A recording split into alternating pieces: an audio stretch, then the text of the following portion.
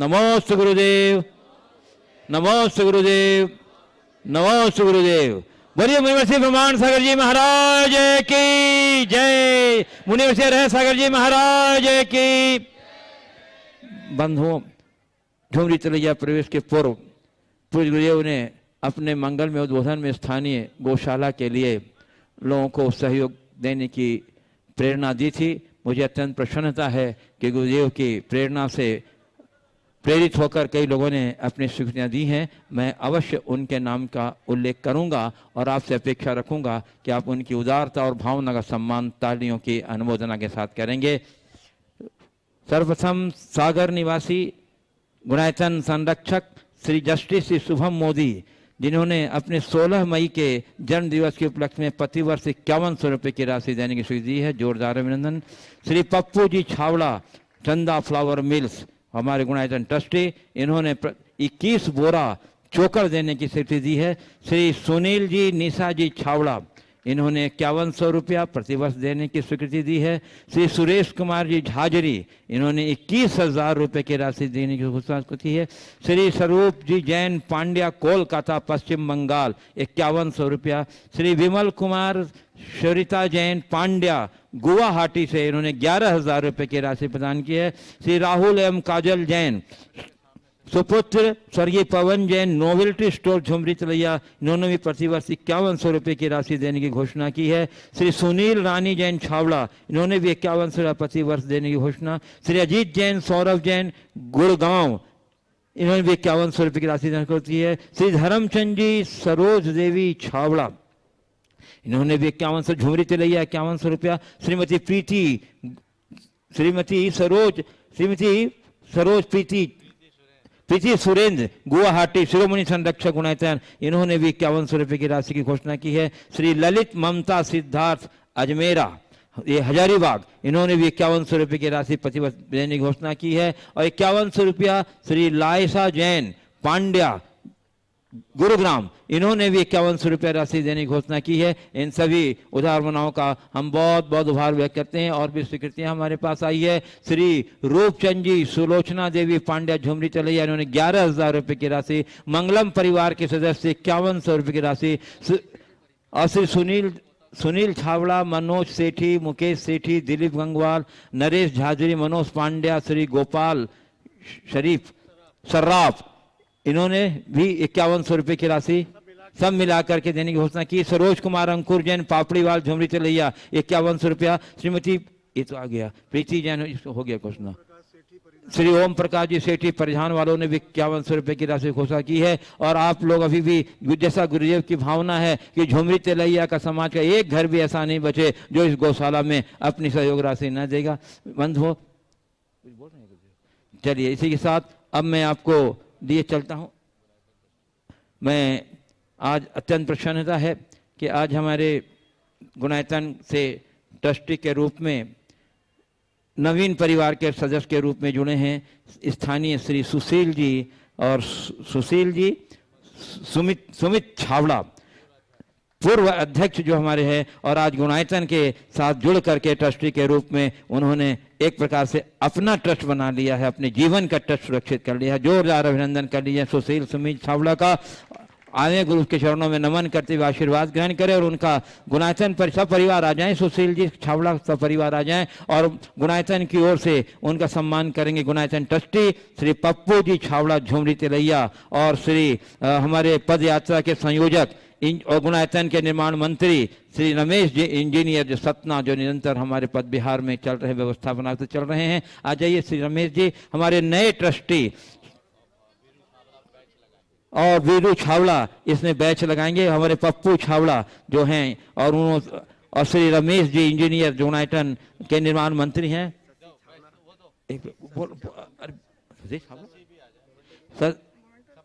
श्रीमती शशि सब परिवार आ जाइए, श्रीमती शशि छावड़ा भी आ जाएं सुशील जी के साथ। सुशील सुजीत सब परिवार जितने परिवार के सदस्य हैं सभी आ जाएं बंधु। और आप अपने कर्तव्य ध्वनि से इस सम्मान में गरिमा बढ़ाने के लिए, उनका उत्साहवर्धन के लिए, लोगों को प्रेरणा के लिए जोरदार कर्तव्य अभिनंदन कर दिए तालियों के साथ। और बीरेन जी छावड़ा हमारे सुशील जी को बैच लगा के, हमारे जो गुणायतन ट्रस्टी हैं श्री बीरेन जी छावड़ा झुमरी तिलैया, हमारे नए ट्रस्टी सुशील जी छावड़ा को बैच लगाकर गुणायतन की तरफ अभिनंदन कर रहे हैं। आप तालियों का अवदान देकर अभिनंदन में अपनी दीजिए बंधु। और हाँ, ये बहुत मन बना के रखे थे, आज की तिथि का इंतजार था कि गुरुदेव के सानिध्य में मैं घोषणा करूंगा, ये इनकी बड़ी भावना थी कोधर्म ये पहले से इनकी भावना थी। जोरदार अभिनंदन, हम आपकी भावना का समादर करते हैं बंधु। पूरा परिवार धर्म भक्त परिवार है, गुरु भक्त परिवार है और झुमरी तिलैया की सामाजिक व्यवस्थाओं में, सामाजिक व्यवस्थाओं में बहुत सक्रियता से योगदान देते हैं बंधु। जोरदार अभिनंदन। और बंधु, और आज गुणायतन से सूत्रधार के रूप में जुड़ रहे शशि कुमार रीता सेठी। शशि कुमार रीता सेठी चले आए सपरिवार और गुरु चरणों में नमन करते हुए आशीर्वाद ग्रहण करें। और इनके सम्मान के लिए मैं आमंत्रित कर रहा हूं गुणायतन ट्रस्टी श्री वीरेन जी छावड़ा झुमरी तिलैया और इस पद यात्रा के समन्वयक श्री गुणायतन ट्रस्टी श्री मनोज जी जैन कन्नौज। श्री मनोज जी जैन कन्नौज जो पूरे यात्रा के समन्वयक हैं, और उसी के साथ गुणायतन ट्रस्टी शरद जी सराव की कटनी और श्री निर्मल जी विनायक के हजारीबाग। आ जाएं, गुणायतन ट्रस्टी है जो निर्मल जी विनायक के हजारीबाग, हमारे नए सूत्रधार के रूप में जो गुणायतन से जुड़ रहे हैं, अपने जीवन के सूत्र को मजबूत बनाया है। शशि कुमार रीता सेठी झुमरी तिलैया परिवार, जोरदार अभिनंदन इनका कर दीजिए भैया। हम आपकी भावना का, आपके सौभाग्य की सराहना करते हैं कि गुणायतन परिवार से अपने सूत्रधार के रूप में जुड़ करके। शशि जी उपस्थित शायद नहीं है, कोई बात नहीं है, जो उपस्थित है उनके परिवार से आ जाइए। थोड़ी देर बाद हम सम्मान करेंगे, अब शायद किसी आवश्यक कार्य की वजह से उपस्थित नहीं, यहीं बैठ जाइए। और अब चलिए मैं आपको लिए चलता हूं संघ का समाधान की ओर। और आज प्रथम क्रम में मैं आमंत्रित कर रहा हूं श्री सारांश जैन और उनकी माताश्री श्रीमती किरण जैन, जो झारखंड प्रशासनिक सेवा के प्रशिक्षु डिप्टी कलेक्टर हैं, मूल निवासी सिंगोड़ी जिला छिंदवाड़ा के हैं। आ जाइए श्री सारांश जी जैन अपनी माता श्री श्रीमती किरण जैन के साथ। भैया जिनके नाम की घोषणा हो, नाम सुनते ही आप अपने स्थान पर खड़े हो जाएंगे। और इसके बाद तैयार रहेंगी श्रीमती पिंकी जैन। श्रीमती पिंकी जैन इसके बाद तैयार रहेंगी।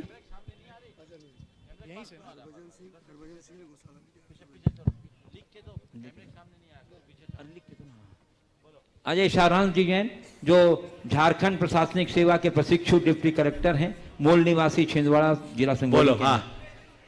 महाराज श्री के चरणों में कोटि कोटि वंदन करता हूँ, नमोस्तु करता हूँ। एवं मेरे समस्त ग्रामवासी एवं छिंदवाड़ा नगर के समस्त श्रावकों की तरफ से भी महाराज जी के चरणों में कोटि कोटि वंदन करता हूँ। महाराज जी, मेरे दो प्रश्न हैं।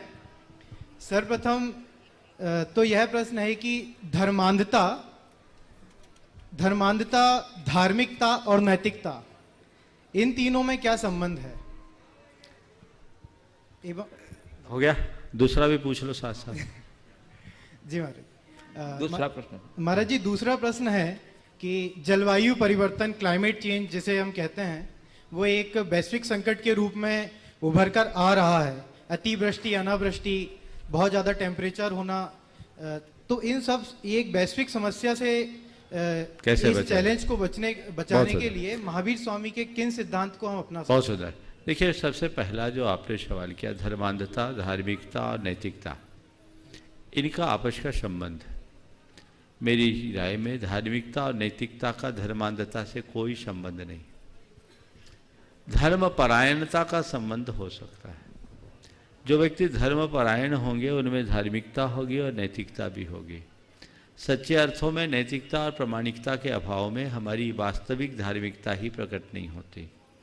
तो हम धर्म परायण बने, धर्मांध नहीं।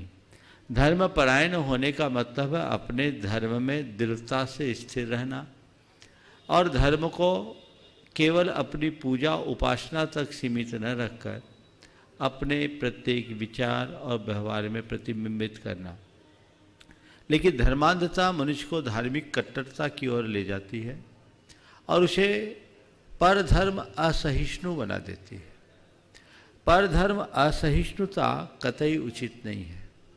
हर व्यक्ति जैसी उसकी श्रद्धा और मान्यता है उसके अनुरूप अपने धर्म का अनुपालन करे, उसमें दृढ़ रहे, स्थिर रहे, इसमें कोई बुराई नहीं। लेकिन किसी दूसरे के धर्म की आलोचना या दूसरों के साथ किसी प्रकार का द्वेष भाव रखना या किसी तरह के झगड़े खड़ा करना उचित नहीं। आपने दूसरी बात पूछी कि वर्तमान पर्यावरण के संकट को नियंत्रित करने में भगवान महावीर के कौन से संदेश प्रासंगिक है।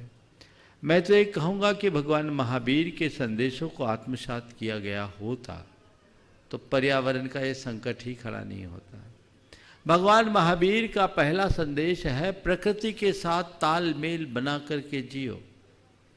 भगवान महावीर ने अपने संदेशों में प्रकृति के साथ की जाने वाली खिलवाड़ को अनर्थ दंड निरूपित किया है।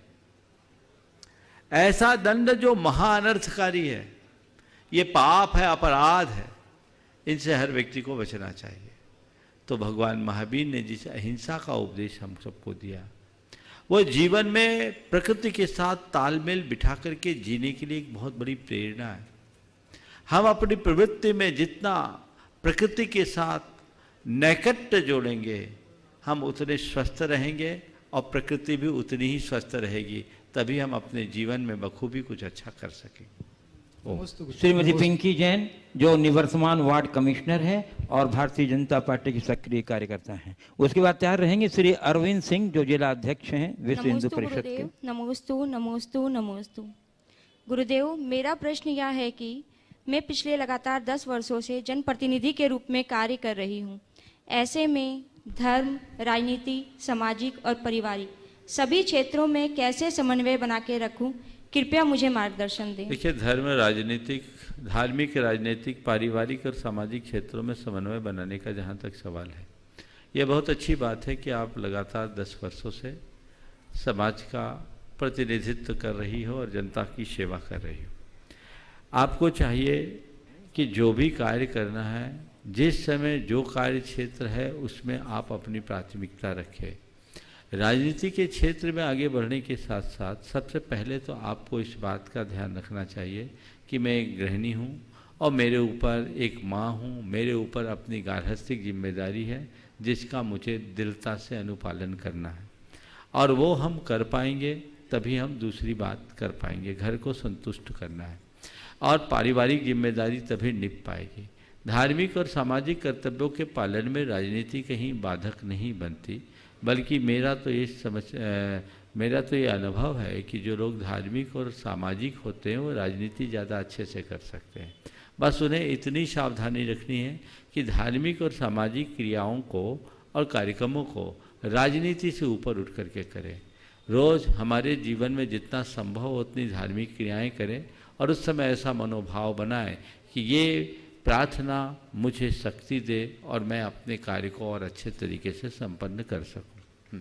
श्री अरविंद सिंह जो जिला अध्यक्ष हैं विश्व हिंदू परिषद के और राजपूत समाज के अध्यक्ष हैं। और उसके बाद तैयार रहेंगे श्री मनोज पिंकू सहाय, जिनके नाम की घोषणा हो अपने स्थान पर खड़े हो जाएं तो माइक हैंडओवर पहले से हो जाए। परम पूजनीय आचार्य जी को मेरा सादर नमन है और मेरे 2 प्रश्न हैं। एक तो है कन्या भ्रूण हत्या को कैसे समाप्त किया जा सकता है। दूसरा प्रश्न है आज के समय में पाश्चात्य संस्कृति की ओर हमारे समाज का झुकाव बढ़ता जा रहा है, इससे हम कैसे दूर हो सकते हैं, हम अपनी संस्कृति का पुनरुत्थान कैसे कर सकते हैं। बहुत अच्छा, तीनों सवाल आपके बहुत ही अच्छे हैं। सबसे पहला सवाल आपने बड़ा ज्वलंत सवाल खड़ा किया है, कन्या भ्रूण हत्या को कैसे रोकें। ये एक बहुत अच्छी बात हो गई है वर्तमानगी में कि भ्रूण परीक्षण को अपराध माना जाने लगा है और इससे भ्रूण हत्या की कुछ कमी तो हुई है, लेकिन सबसे पहले लोगों को सोच बदलना होगा। बेटे और बेटी के फर्क को मिटाना होगा। लोगों के हृदय में संवेदना होनी चाहिए। आज किसी को अगर बेटियां होती तो वो ऐसे मायूसी छा जाती जैसे कोई अपराध हो गया।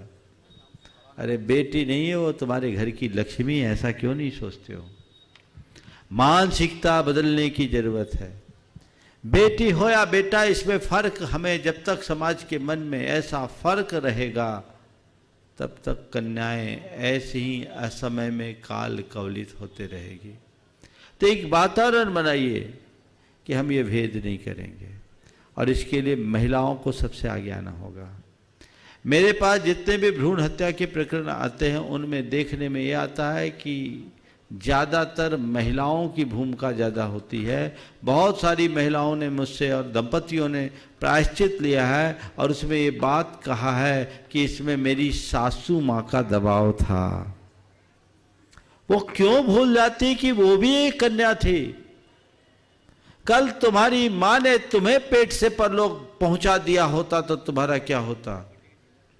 संवेदना जगनी चाहिए। और दूसरी बात, इसे एक बड़ी हत्या माननी चाहिए। भ्रूण हत्या कोई साधारण ऑपरेशन नहीं है, वो अपने आप में हत्या है। और हत्या ही नहीं, जघन्य हत्या है, नृशंस हत्या, अन्य हत्याओं से घिनौनी हत्या है। क्योंकि अन्य हत्या में तो केवल हत्या है, पर भ्रूण हत्या में तो मातृत्व की हत्या है, करुणा की हत्या है, ममता की हत्या है, वंश की हत्या है।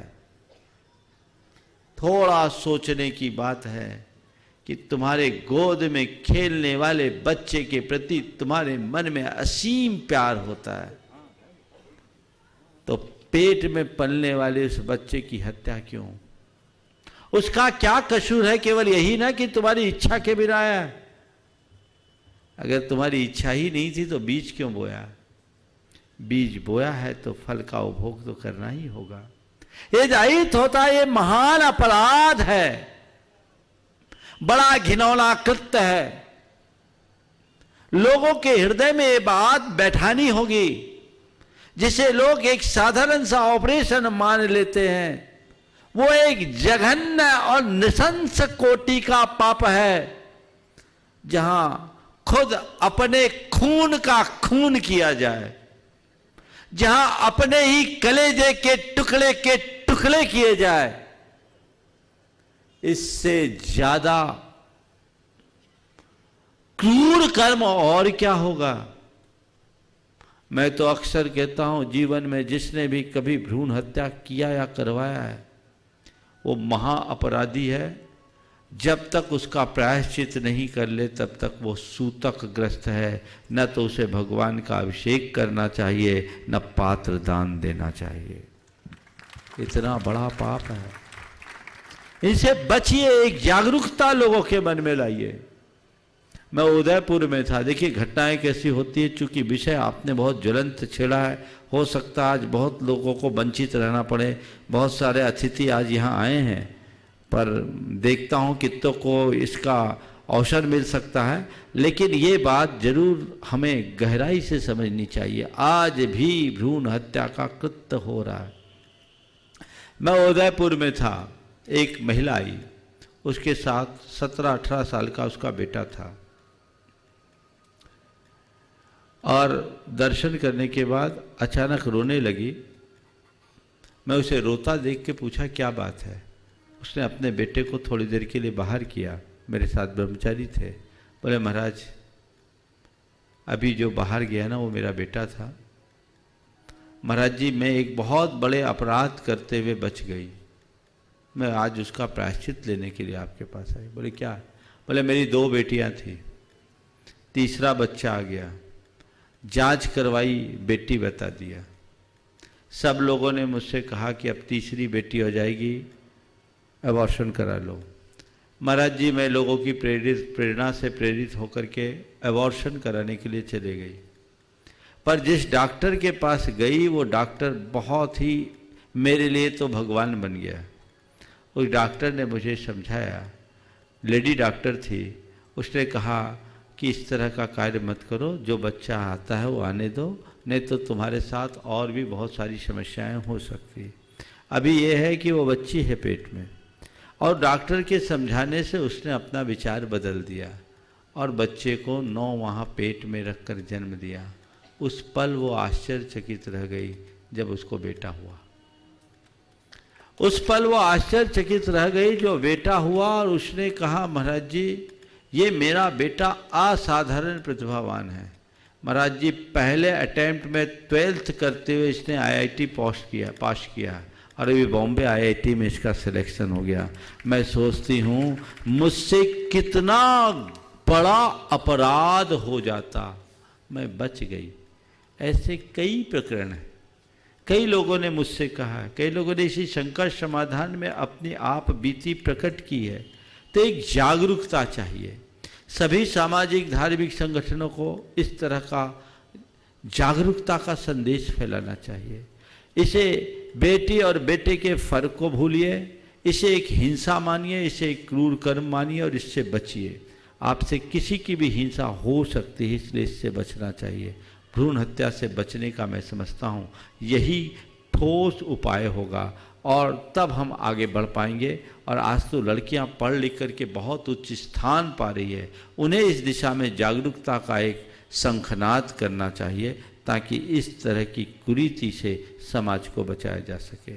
दूसरी बात, पाश्चात्य सभ्यता के अंधानुकरण से और अपने संस्कृति के गौरव को बढ़ाने की बात आपने पूछी है। ये कैसे हो, इसका बड़ा सीधा सा उपाय है और एक ही उपाय है, वो है सांस्कृतिक निष्ठा का जागरण। सबसे बड़ी आज के समय में यदि क्षति हुई है तो वो हमारी निष्ठा की क्षति हुई है। पाश्चात्य परंपरा का अनुकरण मैं उतना खतरनाक नहीं मानता जितना कि अपनी संस्कृति के प्रति निष्ठा की क्षीणता है। लोगों की सांस्कृतिक निष्ठा दिनों दिन क्षीण समाप्त सी होते जा रही है और उसके परिणाम भयानक हो रहे हैं। यदि तुम्हारी निष्ठा संस्कृति के प्रति जुड़ी रहेगी तो पश्चिम का कितना भी प्रबल आकर्षण क्यों ना होगा, तुम उनका अंधानुकरण नहीं करोगे। मैं ये नहीं कहता कि पश्चिम की सब चीज़ें खराब है, अच्छी चीज़ों को अपनाओ, पर बुरी चीज़ों का अनुकरण करना कतई उचित बात नहीं कहलाती। ये तो गतानुगतिक होने का प्रमाण होता है। अच्छी चीज़ों को अपनाना चाहिए, तब हम अपने आप को अच्छा कर सकेंगे और तभी अपने देश का गौरव बढ़ा सकेंगे। आज हम बात करते हैं भारत की, लेकिन सारा झुकाव हमारा पश्चिम की तरफ होता है। किसी भी युवक की टी शर्ट पर आपको भारत लिखा हुआ या इंडिया लिखा हुआ नहीं दिखेगा, लेकिन लंदन, न्यूयॉर्क, USA, US पोलो या मैनचेस्टर लिखे हुए टी शर्ट आपको आम दिनों में मिल जाएंगे। उसको पहन के शान समझते हैं। ये हमारे पढ़े लिखे हिंदुस्तानियों की मानसिकता का द्योतक है। ये क्या है? इसका मतलब है तुमने अपनी संस्कृति की निष्ठा ही खो दी। मैं तुमसे पूछता हूं, किसी दूसरे का नाम लिखा हुआ टी शर्ट तुम्हें कोई पहनाए और 1000-2000 रुपया भी दे कि मेरे नाम की टी शर्ट पहन करके घूमो, पहनना पसंद करोगे?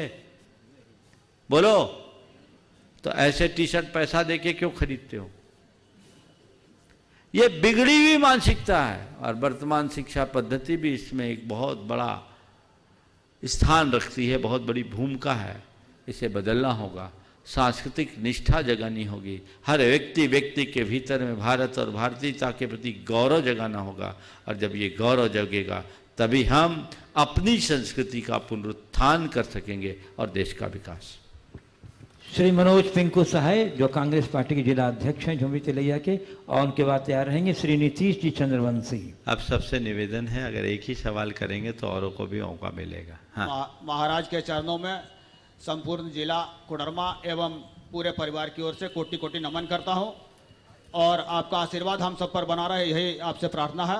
महाराज, एक राजनीतिक व्यक्ति, एक सामाजिक व्यक्ति के रूप में हमें ऐसा प्रतीत होता है कि हम भूल कर भी किसी का अहित नहीं करना चाहते हैं। हम सबका भला हम चाहते हैं और हम वैसा करते भी हैं, मगर चाहे वो मेरे राजनीतिक जीवन हो, चाहे मेरे सामाजिक जीवन हो, चाहे मेरे पारिवारिक जीवन हो, मुझे ऐसा प्रतीत होता है कि वो यश की बात छोड़िए, हमारा विरोध ही होता है या हमारा लोग पैर खींचने का काम करते हैं। ऐसी दुविधा से निकलने के लिए हमें कैसा प्रयास करना चाहिए, लोगों से कैसा हमें आचरण रखना चाहिए? देखिए, जो भी अच्छा काम करता है उसके सामने चुनौतियां तो आती हैं। हमें ऐसे लोगों से खड़े रहे, आप ऐसे लोगों से बिल्कुल प्रभावित नहीं होना चाहिए। हमें अपना लक्ष्य अपने सामने रख करके चलना चाहिए। समझ गए? ये सब स्वाभाविक प्रक्रिया है। इनकी तरफ देखोगे तो जीवन में कुछ नहीं कर पाओगे, और अपने लक्ष्य को देखोगे तो कभी पीछे नहीं हो पाओगे। ये होगा ही, हमें आगे देखना चाहिए। आपने गाड़ी चलाई होगी, गाड़ी चलाते होगे, चलाते हो कि नहीं चलाते? जी जी गाड़ी चलाते धुआं उड़ता है कि नहीं उड़ता है? जी हाँ। तो गाड़ी चलाते समय धुआं की तरफ देखते हैं कि गाड़ी की गति की तरफ देखते हैं? गति के आगे देखता हूँ। तो बस एक ही बात को अपने जीवन का अंग बना लो, गाड़ी जितनी तेज चलेगी धुआं उतना तीव्र उठेगा। गाड़ी जितनी तेज चलेगी धुआं उतना तीव्र उठेगा। हमें गाड़ी की गति को संभालना है और गंतव्य को देखना है, पीछे उठने वाले धुआं की तरफ झांकना भी नहीं। बहुत बहुत धन्यवाद, श्री- आपका आशीर्वाद बना रहे। श्री नीतीश जी चंद्रवंशी जो कोडरमा जिला भारतीय जनता पार्टी के अध्यक्ष हैं, और उसके बाद तैयार रहेंगे श्री महेश दारूका। मान्यवर गुरुवर, कोटि कोटि चरण स्पर्श। मैं राजनीतिक क्षेत्र में ही हूं और हमेशा चाहता हूं मां भारती की सेवा के लिए जितना अधिक से अधिक मैं अपना एफर्ट्स दे सकूं। मन हमेशा चंचल रहता है, मन की स्थिरता के कुछ उपाय बताएं। बहुत अच्छा सवाल है। ये सवाल आपका नहीं, सबका है। सबका मन चंचल है, और मन की चंचलता को नियंत्रित करने के लिए हमारे शास्त्रों में कहा गया अभ्यास वैराग्याभ्याम तन निरोध है। अभ्यास और वैराग्य के बल पर हम मन का निरोध कर सकते हैं। पर मैं कुछ सूत्र आपको अपने अनुभव से दे रहा हूं। मन में जब भी उद्वेग हो, अस्थिरता हो, मन हमें हमारे लक्ष्य से विमुख ढकेलने का हो, दो अभ्यास करें। पहला प्रवाह परिवर्तन, और दूसरा सम्यक दिशा दर्शन। प्रवाह परिवर्तन यानी आप अपने मन के डायरेक्शन को चेंज करने लगे। जब मन में बहुत उद्वेग होने लगे, मन अशांत होने लगे, मन बेचैन होने लगे, तो उस समय मन को नियंत्रित करने का पहला और बड़ा सरल उपाय, कुछ अच्छा पढ़ने लगे, कुछ अच्छा सुनने लगे, कुछ अच्छी बातें करने लगे। जिन्हें आपने अपने गुरु के रूप में स्वीकार किया है, उनके कुछ सूत्र वाक्य अपने सामने रखें जो आपके जीवन का ब्रह्म वाक्य बने।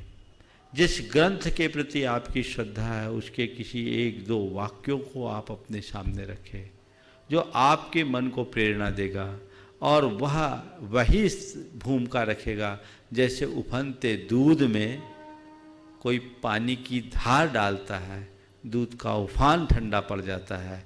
वैसे ही मन में अगर उफान है और दो वाक्य हमने अपने मन को दे दिए, मन का उफान शांत होगा। तो ये है प्रवाह परिवर्तन, डायरेक्शन चेंज कीजिए। दूसरा उपाय है सम्यक दिशा दर्शन। मन को हम सही मोटिवेशन दें। वो मोटिवेशन हम सेल्फ मोटिवेशन भी दे सकते हैं। आजकल ऑटो सजेशन एक बहुत अच्छा प्रयोग है। कल भावना योग प्रातःकाल जब होगा तब मैं आप लोगों को उसके बारे में विस्तार से बताऊंगा भी। तो ये आप सेल्फ मोटिवेशन दें, अपने मन को अपने द्वारा कोई अच्छी समझाइश दें और ये कहें कि नहीं, ये मेरे लक्ष्य के विरुद्ध है, ये मेरे जीवन के हित के विरुद्ध है, इसमें मेरा वैयक्तिक हित प्रभावित होता है, इससे मेरा पारिवारिक हित प्रभावित होता है, ये मेरी छवि को धूमिल करने वाला, इसमें किसी का हित नहीं है, लोगों का हित है। ये चीज़ें जब हम विचार करते हैं और मन को ठीक तरीके से समझाइश देना शुरू करते हैं तो उस मोटिवेशन से मन शांत होता है। तो ये दोनों आलम्बन यदि व्यक्ति अपना ले तो उसका जीवन धन्य हो जाए। श्री बहुत धन्यवाद। महेश दारूका जो अग्रवाल समाज के पूर्व अध्यक्ष हैं, रोटरी क्लब से भी पूर्व अध्यक्ष हैं, गौशाला से जुड़े हुए हैं, और उसके बाद तैयार रहेंगे श्री सरदार हरभजन सिंह जी। महाराज श्री के श्री चरणों में मेरा सारा वंदन है, नमन है।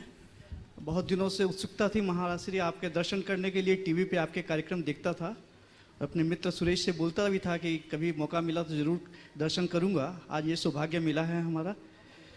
महाराज श्री, मेरा प्रश्न और शंका कुछ ऐसी है कि जीवन के उत्तरार्ध में जब उम्र 60 साल के ज़्यादा हो जाती है तो काफ़ी संवेदनशील हो जाता है मन। ऐसे में जब कुछ अप्रिय घटना आसपास घट जाती है तो उस समय काफ़ी नकारात्मक भाव मन में आते हैं। हाल में ही हमारा एक मित्र 2 हफ्ते पहले अचानक गुजर गया, हमें छोड़ के चला गया। काफ़ी व्यथा लगी, मन में काफ़ी चोट पहुंची। धीरे धीरे हालांकि स्थिति सामान्य हो गई। मेरा प्रश्न यह है महाराज श्री कि इस अवधि में जो कभी कुछ दिनों की और कभी कभी कुछ हफ्तों की हो जाती है, ऐसे में जब मन में निराशा और नकारात्मकता की भावना आती है, उस समय हम कैसे अपने आप को ऊर्जावान बनाए रखें और मन को फिर से शांत चित्त की स्थिति में लाएं, इस पर कृपया कुछ मार्गदर्शन दीजिए। बहुत ही अच्छा सवाल आपने किया। मन में जब नकारात्मकता निराशा की स्थिति आने लगे तो उस घड़ी में अपने मन को शांत और स्थिर हम कैसे बनाएं। आपने भले ही एक उम्र पार कर जाने के बाद की बात की है, पर मैं समझता हूँ ये बीमारी आज हर उम्र में हावी हो गई, कहीं अधिक कहीं कम। आज 8 साल के बच्चे को भी हमने सुसाइड का अटेम्प्ट करते देखा है, 60 वाले तो करते ही हैं। तो ये चीज़ें हैं। इसके लिए क्या करें? व्यक्ति को प्रारंभ से कुछ आध्यात्मिक प्रशिक्षण मिलना चाहिए। यदि आध्यात्मिक प्रशिक्षण मिलता रहे तो जीवन में बड़ा बदलाव आएगा। जिन लोगों के अंदर निराशा और नकारात्मकता बढ़ रही है, उन्हें 4 उपाय करने चाहिए। सबसे पहले ऐसे व्यक्तियों के जीवन चरित्र को पढ़ना चाहिए जिन्होंने अपने आत्मविश्वास के बल पर कड़े मेहनत और संघर्ष से शिखर का स्पर्श किया है, शिखर को छुआ है, जीवन को नई ऊंचाइयां दी। उनके बारे में बार बार पढ़ने से हमें लगेगा कि जब ये ऐसा कर सकते हैं तो हम क्यों नहीं कर सकते। ये बहुत मददगार बनता है।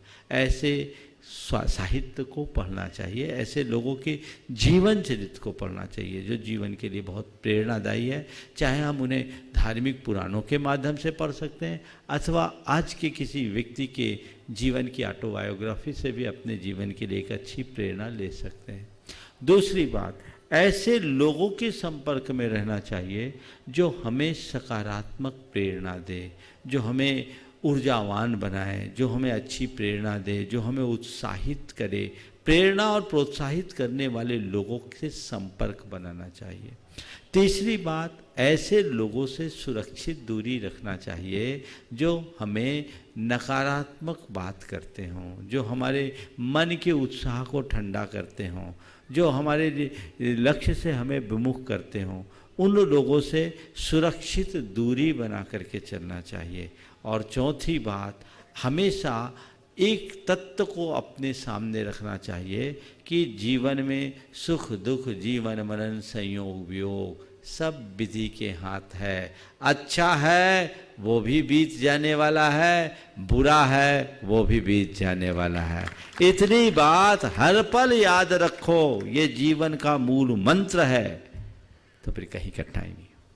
श्री सरदार हरभजन सिंह जी जो पंजाबी समाज के सक्रिय सदस्य हैं, और उसके बाद तैयार रहेंगे श्री मुन्ना फदानी। सबसे पहले मैं मुनि महाराज जी के चरणों में झुमरी दिलिया निवासी और यहाँ के सिख समाज के, जैन समाज के सभी समाज की तरफ से आपको कोटि कोटि प्रणाम करता हूँ। हमारा पहले भी मैं महाराज जी को बोल चुका हूँ कि सिख समाज जैन समाज का हमेशा ही ऋणी रहेगा, क्योंकि टोडरमल जी ने जो कार्य किया है गुरुओं के बच्चों के लिए, इसीलिए जैन समाज का हमारे गुरु भी और सिख समाज भी हमेशा ऋणी हैं, ऋणी रहेंगे।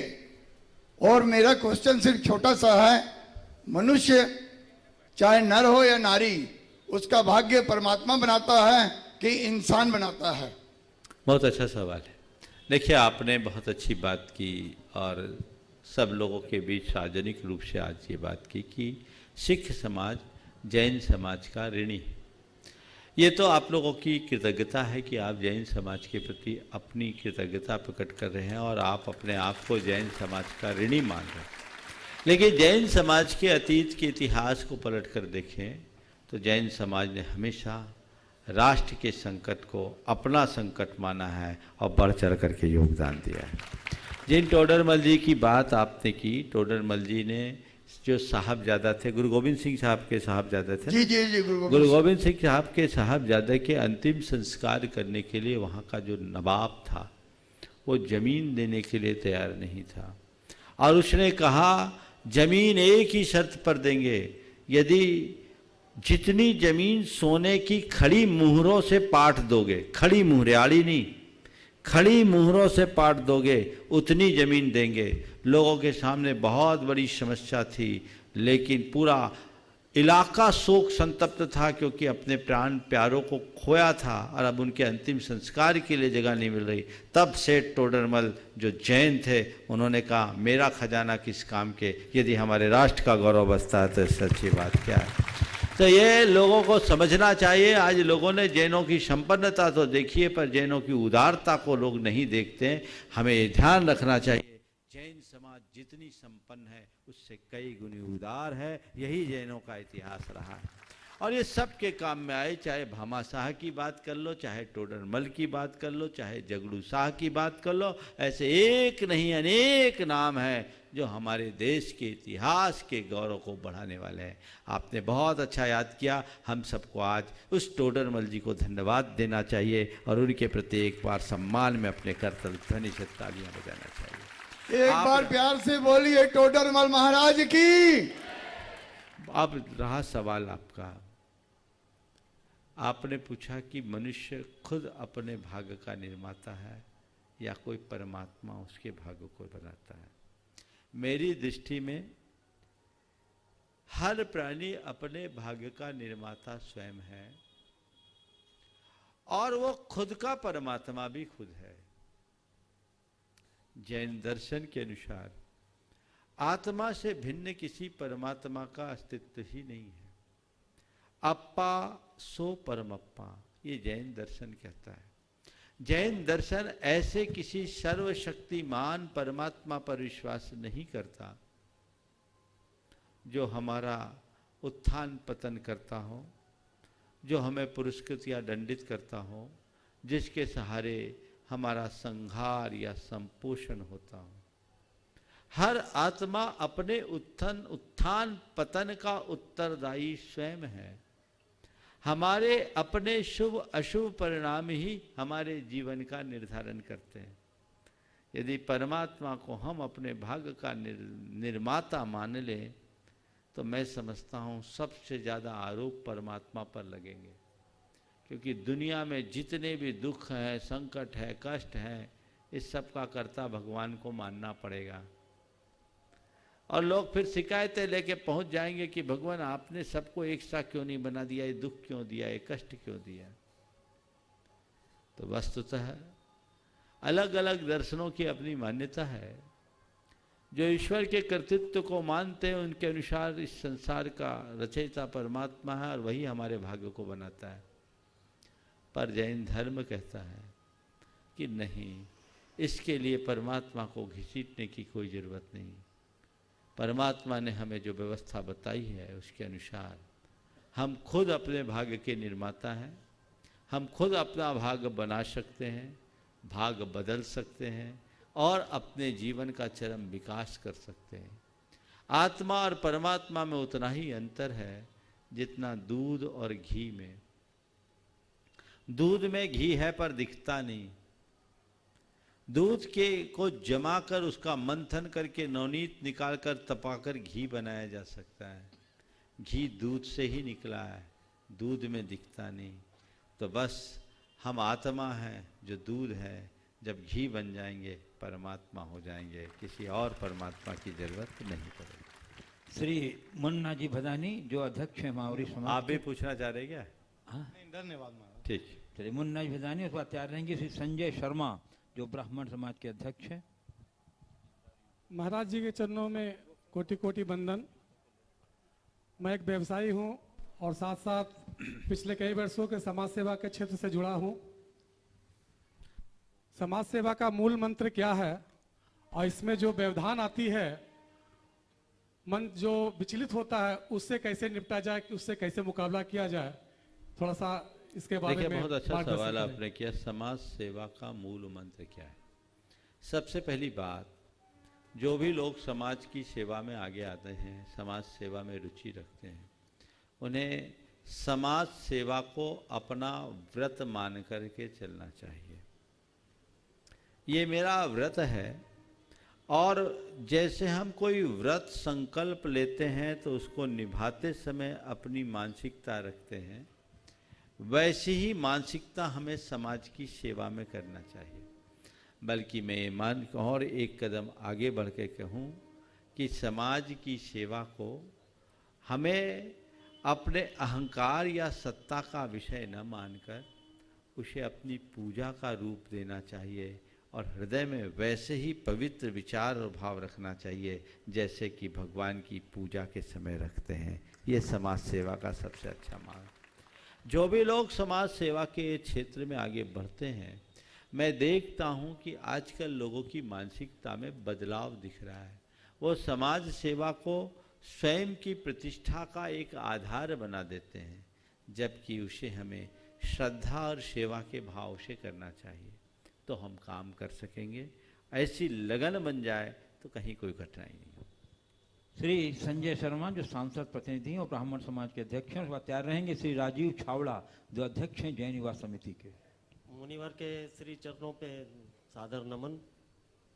मेरा प्रश्न है मुनिवर की सामाजिक कार्य करते करते पारिवारिक जो एक धर्म है उसमें कहीं न कहीं कोई त्रुटि रह जाती है, और व्यक्ति उसी द्वंद्व में फंसा हुआ रहता है कि वो सामाजिक कार्य को पूर्ण रूप से करे या फिर पारिवारिक रूप को पूर्ण करे। देखिए, पारिवारिक कार्य करना भी आपकी जिम्मेदारी है और सामाजिक कार्य करना आपका कर्तव्य है। लेकिन मुझसे पूछो तो मैं पहले ये कहूँगा कि व्यक्ति को अपनी पहली प्राथमिकता पारिवारिक जिम्मेदारियों को पूरी करने की देनी चाहिए, और फिर समय निकालकर सामाजिक कार्य करना चाहिए। मैं ऐसे अनेक लोगों को जानता हूँ जो लोकप्रिय हैं पर परिवार प्रिय नहीं। लोकप्रिय हैं, परिवार प्रिय नहीं है, क्योंकि दुनिया की उन्हें चिंता है, घर की कोई खबर नहीं। तो ऐसा उचित नहीं। उन्हें पहले परिवार प्रिय बनना चाहिए, फिर लोकप्रिय। और ठीक तरीके से अपने पारिवारिक जिम्मेदारी को आप निभाएंगे तभी सामाजिक जिम्मेदारी को निभा पाएंगे। तो हम व्यक्ति से परिवार, परिवार से समाज की ओर बढ़ें, अपनी प्राथमिकताओं को बदलें, घर परिवार की व्यवस्था को इतनी सुव्यवस्थित कर दें कि स्वल्प समय में भी हमारा अच्छा काम हो सके। श्री राजीव छावड़ा जो अध्यक्ष हैं जैन युवक समिति के, वह तैयार रहेंगे श्री सुनील जैन छावड़ा जो दिगंबर जैन विद्यालय के संयोजक हैं, अपने विद्यालय कमेटी के सदस्यों के साथ। महाराज जी के चरणों में सत सत नमन। नमोस्तु महाराज जी, नमोस्तु महाराज जी, नमोस्तु महाराज जी। महाराज जी, मेरा प्रश्न है, हम युवकों को ऐसा दिशा निर्देश दीजिए कि हमारे नगर में कोई भी दिगंबर साधु या संघ आए तो हम सभी युवक को उनकी सेवा, भक्ति, वैयावृत्ति, आहार विहार के लिए किस तरह प्रेरित कर सकें। देखिए, ये बात तो बिल्कुल सही है। युवाओं को धार्मिक कार्यों में सदैव उत्साहित रहना चाहिए। यदि युवा धर्म के क्षेत्र में धार्मिक कार्यों में उत्साहित रहेगा तो धर्म युवा बना रहेगा, और यदि इस क्षेत्र में केवल बुजुर्ग रहेंगे तो धर्म जल्दी बूढ़ा हो जाएगा। समझ गए? तो धर्म को जवान बनाए रखना चाहते हो तो जवानों को धर्म के हर कार्य में बढ़ चढ़ करके हिस्सा लेना चाहिए, उन्हें आगे आना चाहिए और भावना से जुड़ाव रखना चाहिए। एक बात सभी युवकों को या हर व्यक्ति को याद रखना चाहिए कि हम कुछ और बाद में हैं, पहले एक श्रावक है। समझ गए ना? श्रावक यानी श्रद्धालु गृहस्थ है। हमारा जो कर्तव्य है वो हमें करना है, और तभी हम कुछ अच्छा कर सकेंगे अपने वैयक्तिक, पारिवारिक या व्यापारिक जिम्मेदारियों के निर्वाह के साथ। धर्म की प्रभावना के लिए हमें यथासंभव जितना अच्छा हो सके करना चाहिए। मैं देखता हूँ युवकों का जहाँ जुड़ाव होता है वहाँ तो खूब उमड़ जाते हैं, जहाँ थोड़ा जुड़ाव कम होता है वहाँ जोड़ने के लिए कार्यकर्ताओं को बहुत मशक्क़त करनी पड़ती है। लेकिन धीरे धीरे उन्हें जुड़ाव जो बढ़ाना चाहिए, और साथ ही साथ अपने जीवन को धर्म से इस तरह से जोड़े कि वो हमें व्यसनों से भी दूर रखे। व्यसन हमारे जीवन की एक बहुत बड़ी बुराई है, हमें इससे बचना चाहिए। और अपने जीवन को ऊंचा उठाने का प्रयत्न करना चाहिए। श्री सुनील जैन छावड़ा जो दिगंबर जैन विद्यालय के संयोजक हैं अपने कमेटी महाराज के श्री साथ। के चरण और उसके बाद स्पर्श करते चाहेंगे हुए श्री जीवलाल विद्यालय यादव साहब। कमेटी का नमोस्तु नमोस्तु नमोस्तु। महाराज श्री दिगंबर जैन समाज झुमरी तिलैया द्वारा संचालित विद्यालय श्री दिगंबर जैन विद्यालय जो कि नवनिर्मित है, जिसके अध्यक्ष श्रीमान किशोर जी पांड्या के निर्देशन में निर्मित किया गया है, जहां पर विभिन्न समाज के लगभग 500 बच्चे शिक्षा ग्रहण करते हैं। महाराज श्री, हमारी विद्यालय कमेटी का यह प्रश्न है कि शिक्षा के साथ साथ बच्चों में कैसे संस्कार डाले जाएं कि उनका फ्यूचर उज्जवलमय हो, ब्राइट हो। देखिए, बच्चों के अंदर संस्कार डालने के लिए 4 बातें कीजिए। कुछ ऐसे कार्यक्रम बनाइए आज के समय में जिसे हम नैतिक शिक्षा या एथिक्स के नाम से बताते हैं। उसमें 4 चीज़ें लोगों के हृदय में जगनी चाहिए। एक, संवेदनशीलता। दूसरी, पाप भीरता। तीसरी की बात है धर्मनिष्ठा। और चौथी बात है कुल गौरव। ये 4 चीज़ें उनके हृदय में जग जाए तो उन्हें फिर ज़्यादा कुछ कहने की ज़रूरत नहीं। आज तरह तरह के कार्यक्रम तो बनते हैं पर ये चीज़ें नहीं होती। धार्मिकता के नाम पर हमने नमोकार मंत्र पढ़ा दिया, मेरी भावना पढ़ा दिया, या एक नैतिक शिक्षा की कोई कोर्स की किताबें लगा दी, हम सोचते बहुत कुछ हो गया। मेरी दृष्टि में ये कतई पर्याप्त नहीं है। हमें उनकी जड़ को ठीक करना चाहिए, तभी हम कुछ अच्छा कर पाएंगे। जीवलाल यादव यादव समाज के प्रतिनिधि हैं। इसके बाद एक मोहित सोगानी जैन युवक समिति तैयार। गुरुवर, मैं और मेरे परिवार के तरफ से आपके चरणों में कोटि कोटि नमन, कोटि कोटि वंदन, कोटि कोटि वरा। हे प्रभु, हे गुरुवर, मैं आपका प्रोग्राम चैनल पर देखता था तो मैं आशा करता था कि हमारे क्षेत्र में भी गुरुवर आएंगे और आज आए हैं, इसलिए मैं बहुत खुश हूँ। हे गुरुवर, हम 20-25 वर्षों से पत्थर व्यवसाय से जुड़े हुए हैं, लेकिन बीच बीच में बड़ी बड़ी समस्या आती रहती है। कृपया इसका मार्गदर्शन। फिर से बोलिएगा, क्या क्या बोले आप लास्ट में? 20-25 वर्षों से हम पत्थर व्यवसाय से जुड़े हैं, लेकिन बीच बीच में बड़ी बड़ी समस्या आती रहती है। कृपया इसका मार्गदर्शन। देखिए, समस्याएं तो सबके जीवन में आती हैं। ये इन सबको अपने जीवन का हिस्सा मानो और समस्या को देखने की जगह समाधान की रास्ता तलाशो, सब ठीक होगा। आगे श्री मोहित सोगानी जैन युवक समिति। उसके बाद तैयार रहेंगे श्री कैलाश चौधरी जो अग्रवाल समाज रोटरी क्लब और गौशाला से संबद्ध। भगवान, आज जब भी कोई हमारी आलोचना कर देता है तो हम बड़ी ही हीन भावना का अनुभव करते हैं, और अथवा कोई तारीफ करता है तो बड़े फूल के गुप्पा हो जाते हैं, अहम भाव आ जाता है। भगवान, आज आप इतने शीर्ष पर हैं, लाखों करोड़ों लोग आपके फॉलोवर हैं, फिर भी आप इतने डाउन टू अर्थ कैसे हैं? हम ये मध्यस्थ भाव कैसे प्रकट करें? कृपया उचित मार्गदर्शन दीजिए। नमोस्तु गुरुदेव। फॉलोवर हैं और डाउन टू अर्थ कैसे बने? देखो, पेड़ को देखा है, जो भी फलदार पेड़ होता है कैसा रहता है? अकड़ा हुआ कि झुका हुआ? झुका हुआ रहता है भगवान। ध्यान रखना, सच्चे अर्थों में विकास उसी का होता है जो जमीन से जुड़ा होता है। पेड़ जितना ऊपर उठता है उसकी जड़ें उतनी गहराती है। व्यक्ति कितना भी बड़ा क्यों न बन जाए, उसे हर पल इस बात का एहसास होना चाहिए कि मेरी शुरुआत कहाँ से हुई। 2 बातें तुम युवकों को मैं कहूँगा, अपने जीवन को विनम्र बनाए रखने के लिए 2 चीज़ें याद रखो। सबसे पहली बात, अपने से जो बड़े हैं उनको अपने सामने रखो, अभिमान नहीं आएगा। और खुद की शुरुआत मैंने कहाँ से की उसे कभी भूलो मत। मैं तुम्हें बताता हूँ, दुनिया में बहुत ऐसे लोग हैं, मेरे संपर्क में ऐसे बहुत लोग हैं जो आज समृद्धि के शिखर पर बैठे हैं, अति सफलतम व्यक्तियों में गिने जाते हैं, लेकिन सरलता की प्रतिमूर्ति हैं, विनम्रता की मूर्ति हैं। मैं एक व्यक्ति का नाम तुमसे कह रहा हूँ जिसके बारे में तुमने भी सुना होगा, पढ़ा भी होगा। मैंने उनके बारे में पढ़ा। विश्वनाथ आनंद का नाम सुना? जी गुरुदेव। कौन है वो? शतरंज के खिलाड़ी है। आज के समय में एक बड़ी शख्सियत है ना। वो ट्रेन में यात्रा कर रहे थे, फर्स्ट क्लास में थे। एक बुजुर्ग दादाजी उनके कंपार्टमेंट पे आए, बातचीत हुई। दादाजी ने पूछा, बच्चा क्या करते हो? बोले कुछ नहीं, शतरंज खेलता हूँ। अब क्या था, उनका प्रवचन शुरू हो गया। अरे बच्चा, तुम जैसा नौजवान खेल कूद में समय बर्बाद करता, अभी तो तुम्हारा व्यापार करने का समय है, तुम व्यापार किया करो, ये सब क्या करते हो। उसने चुपचाप अत्यंत विनम्रता से कहा, ठीक है दादाजी, आपने अच्छी सीख दी है, अब मैं आपकी बातों पर ध्यान रखूँगा। बातचीत पूरी हुई। उसके बाद दादाजी का स्टेशन आ गया, दादाजी जाने को हुए। उसने दादाजी का सामान उठाकर उन्हें गेट तक छोड़ा, लौट कर आया, उसका मित्र उनके साथ था।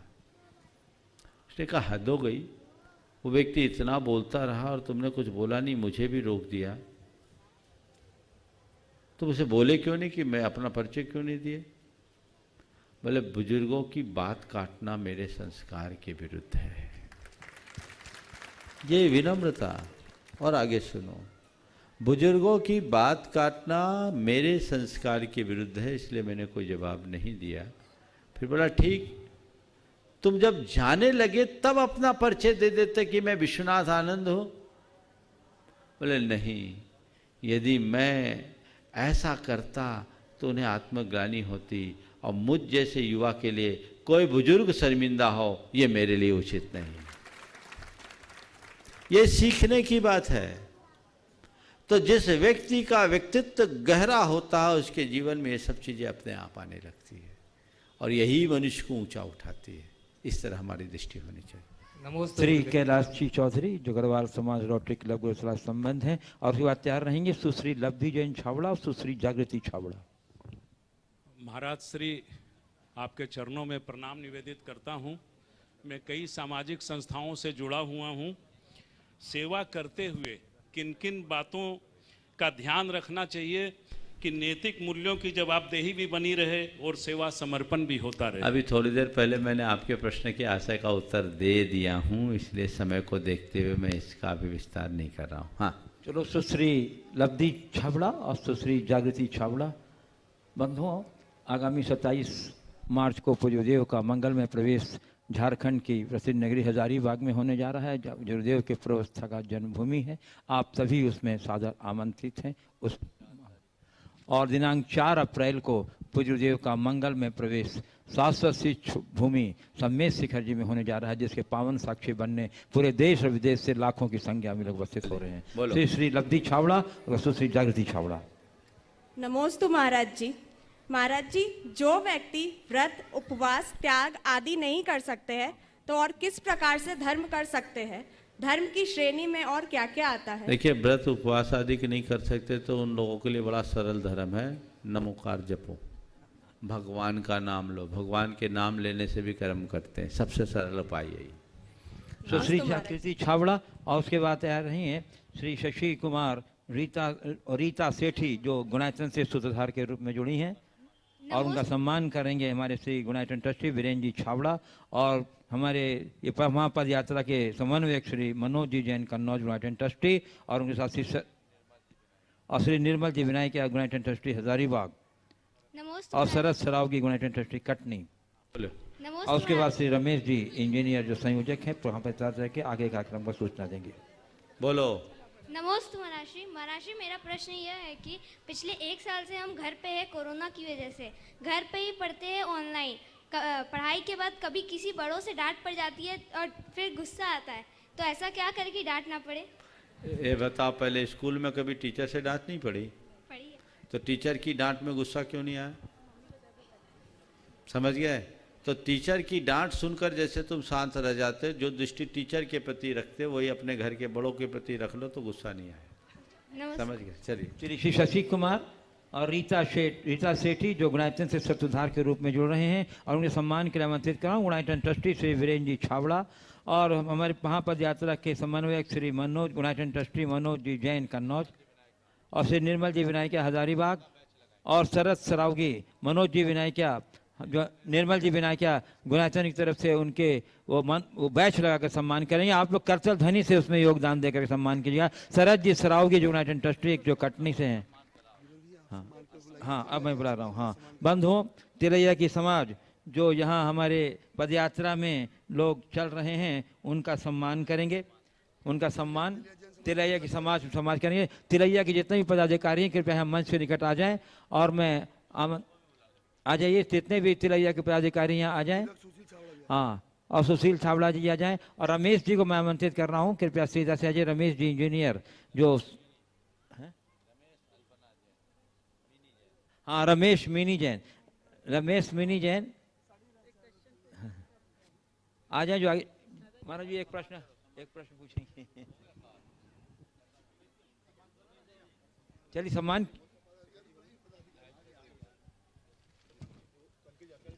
सम्मान क्रम चल रहा है बंधु, तब तक रमेश जी कुछ जानकारी देंगे।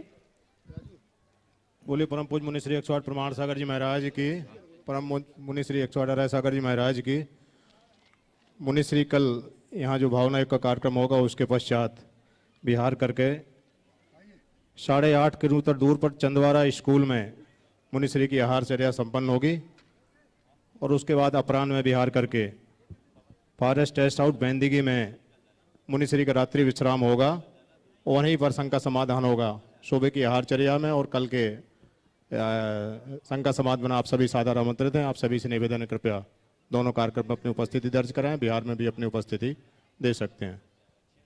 श्रीमती रमेश जी आप अल्पना, हाँ, श्रीमती माया जैन कटनी और श्रीमती अल्पना जैन सतना वो भी आ जाएं। ये सभी हमारे संयोजक परिवार जो महापद यात्रा के संयोजक हैं, प्रेमी परिवार कटनी, उनसे समर्थित हैं। महिला समाज के प्रतिनिधि कोई आ जाए, हमारी श्रीमती माया जी श्रीमती अल्पना जी सम्मान में महिला समाज के पदाधिकारी आ जाए। बंधुओं, देश रमेश जी का सम्मान हो रहा है जो संयोजक हैं महापद यात्रा के। और इसके साथ मैं आमंत्रित कर रहा हूँ पंकज मोदी पार्षद ललितपुर के, जो 30 वर्षों से लगातार पार्षद हैं और इस पद यात्रा में बहुत सक्रियता से अपना योगदान दे रहे हैं। पंकज जी मोदी ललितपुर, जो पूज्यदेव के द्वारा गठित मुनि प्रमाण सागर युवा संघ के प्रमुख हैं पंकज जी मोदी।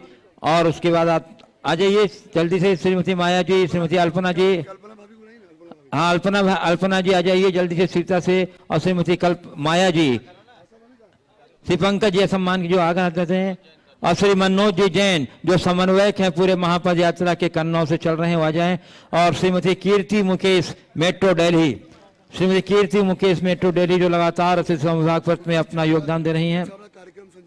श्री सुशील जी छावड़ा तुम्हारे कार्यक्रम संयोजक सम्मान क्रम में आ जाएं। हाँ, श्रीमती कीर्ति मुकेश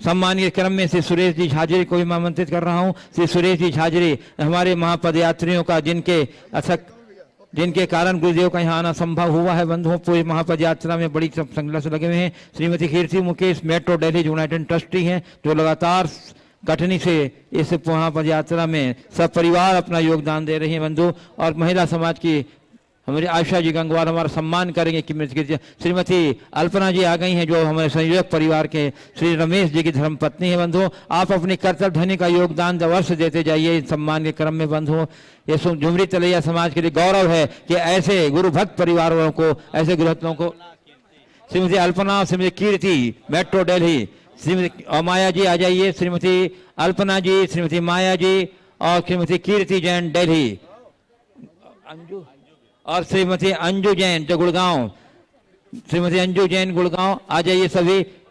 और इनका सम्मान महिला समाज की प्रतिनिधि कर रही हैं। अरहन जैन बिट्टू और सबसे पहले मुकेश मोदी जो पूरे पद यात्रा में हमारे पदयात्रियों के पूरे भोजन व्यवस्था में बहुत ही सुंदरता से योगदान दिया है, जिससे हमारे सभी पदयात्री बुलाए तो श्रीमती माया जैन, श्रीमती माया जैन आ जाइए। श्रीमती माया जैन जो संयोजक परिवार हमारे श्री प्रेमचंद जी प्रेमी कटने की धर्मपत्नी है, आ जाइए श्रीमती माया जी। उनका सम्मान करेंगे हमारी श्रीमती आशा गंगवार, सम्मान करेंगी श्रीमती माया जी का। और मुकेश मोदी का श्री मुकेश मोदी जो हमारे भोजन व्यवस्था संबद्ध हैं, इनका सम्मान करेंगे हमारे सुरेश जी झाजरी। श्री सुरेश जी झाजरी हमारा सम्मान करेंगे श्री मुकेश जी मोदी का, जिनकी व्यवस्था से सभी पदयात्री बड़े गदगद हैं और उन्हें तो ऐसा लग रहा है कि हम की पदयात्रा में नहीं कि विकास बरात में चल रहे। जोरदार अभिनंदन। गुणायतन ट्रस्टी शरद सरावगी का सम्मान बंधु, श्री गुणायतन ट्रस्टी शरद सरावगी आ जाए। 2100 श्रीमती गौशालाएं के लिए बहुत सारी स्वीकृतियां आई हैं, वो मैं कल लाइव में करूंगा स्वीकृति। अरहन जैन बिट्टू आ जाइए, अरहन जैन बिट्टू। अच्छा वो व्यवस्था में लगे हुए हैं, वो तो हाँ नहीं है। चलिए कल 5:15 पर भावना योगा कार्यक्रम इसी स्थान पर संपन्न होगा। देखिए समय का ध्यान रखिएगा क्योंकि हमारी गाड़ी तो समय पर छूट जाएगी। समय आप सबका हो गया, यहीं पर विराम। बोलिए परम पूज्य आचार्य गुरुवर श्री विद्यासागर जी महाराज।